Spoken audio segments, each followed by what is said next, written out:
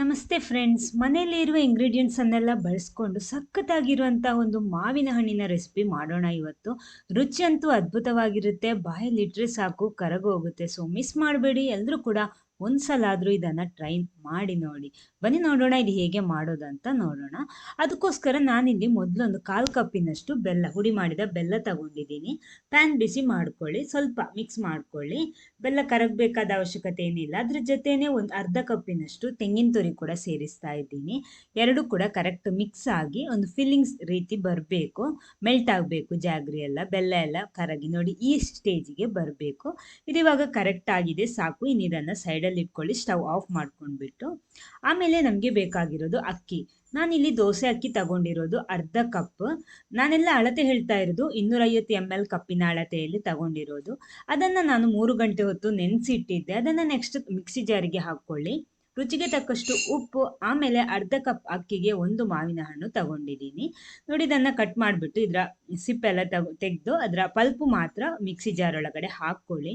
ಆಮೇಲೆ ಈ ರೆಸಿಪಿಗೆ ಮಾವಿನ ಹಣ್ಣು ಸೆಲೆಕ್ಟ್ ಮಾಡುವ ಮಾತ್ರ ಟೇಸ್ಟ್ ಅಂದರೆ ಸ್ವೀಟ್ ಇರುವಂತಹ ಮಾವಿನ ಹಣ್ಣನ್ನೇ ತಗೋಬೇಕು. ಸ್ವಲ್ಪ ಹುಳಿ ಇದ್ರೂ ಕೂಡ ರೆಸಿಪಿ ಚೆನ್ನಾಗಿ ಬರಲ್ಲ. ಅದನ್ನು ಮಿಸ್ ಮಾಡಬೇಡಿ, ಕರೆಕ್ಟ್ ನೋಡಿಕೊಂಡು ಮಾವಿನ ಹಣ್ಣು ಸೆಲೆಕ್ಟ್ ಮಾಡ್ಕೊಳ್ಳಿ. ನೋಡಿ ಎಲ್ಲ ಕೂಡ ಇದನ್ನು ಮಿಕ್ಸಿ ಜಾರಿಗೆ ಹಾಕ್ತಾ ಇದ್ದೀನಿ. ಒಂದು ಮಾವಿನ ಹಣ್ಣು ಫುಲ್ ಹಾಕ್ಕೊಂಡಿದ್ದೀನಿ. ಇನ್ನು ಇದನ್ನು ರುಬ್ಬಬೇಕು. ನೀರು ಬೇಕಿದ್ರೆ ಮಾತ್ರ ಸೇರಿಸ್ಕೊಳ್ಳಿ, ಇಲ್ಲಾಂದರೆ ಹಾಗೆ ರುಬ್ಕೊಳ್ಳಿ. ಅದರ ಜೊತೆ ಸ್ವಲ್ಪ 2 ಟೇಬಲ್ ಸ್ಪೂನ್ನಷ್ಟು ತೆಂಗಿನ ತುರಿ ಕೂಡ ಹಾಕ್ಕೊಂಡ್ಬಿಟ್ಟು ರುಬ್ತೇನೆ. ನೋಡಿ ಇಲ್ಲಿ ಪೇಸ್ಟ್ ಇಲ್ಲಿ ರೆಡಿ ಆಗಿದೆ.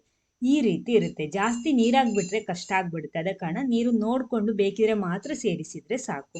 ನೋಡಿ ಕನ್ಸಿಸ್ಟೆನ್ಸಿ ಈ ಲೆವೆಲಲ್ಲಿ ಇರಬೇಕು. ನೆಕ್ಸ್ಟ್ ಒಂದು ಬಾಳೆ ಎಲೆ ತಗೊಳ್ಳಿ. ಬಾಳೆ ಎಲೆ ಸ್ವಲ್ಪ ಬಾಡಿಸ್ಬೇಕು. ಅದರಲ್ಲಿ ನೇರವಾಗಿ ಹಿಟ್ಟು ಹಾಕ್ಕೊಂಡ್ಬಿಟ್ಟು ನೋಡಿ ಈ ರೀತಿ ನಾವು ನಾರ್ಮಲ್ ದೋಸೆ ಎಲ್ಲ ಮಾಡ್ತೀವಲ್ಲ, ಆ ರೀತಿ ತೆಳುವಾಗಿ ಈ ರೀತಿ ಸ್ಪ್ರೆಡ್ ಮಾಡ್ಕೊಳ್ಳಿ ಇದನ್ನು. ಅದು ಹಿಟ್ಟು ಸ್ವಲ್ಪ ಲಿಕ್ವಿಡ್ ಅಂದರೆ ಸ್ವಲ್ಪ ನೀರಾಗಿರೋದ್ರಿಂದ ನಮ್ಗೆ ಯಾವ ರೀತಿ ಬೇಕಿರೋ ಇದನ್ನು ಸ್ಪ್ರೆಡ್ ಮಾಡ್ಬೋದು. ನೋಡಿ ಈ ರೀತಿ. ಇದು ಸಣ್ಣ ಸಣ್ಣ ಎಲೆಯಲ್ಲಿ ಮಾಡಿಕೊಂಡ್ರೆ ಚೆನ್ನಾಗಿರುತ್ತೆ.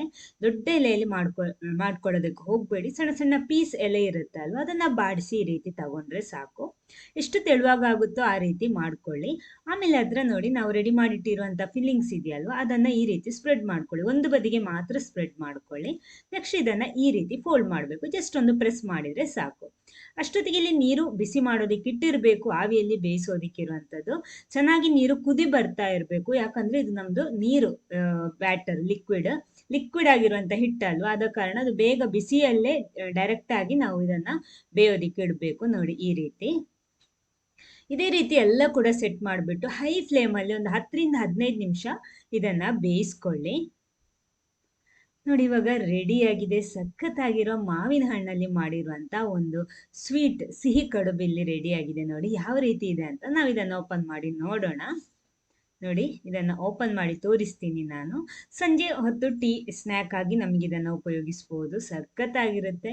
ನೋಡಿ ನೋಡೋವಾಗಲೇ ತಿನ್ನಬೇಕು ಅಂತ ಅನಿಸುತ್ತೆ. ಬಿಸಿ ಬಿಸಿಯಾಗಿ ಬೇಕಿದ್ರು ಆ ರೀತಿನೂ ಸರ್ವ್ ಮಾಡ್ಬೋದು, ಅಥವಾ ಸ್ವಲ್ಪ ಆರಿದ ಮೇಲೆ ಆ ರೀತಿನೂ ಸರ್ವ್ ಮಾಡ್ಬೋದು.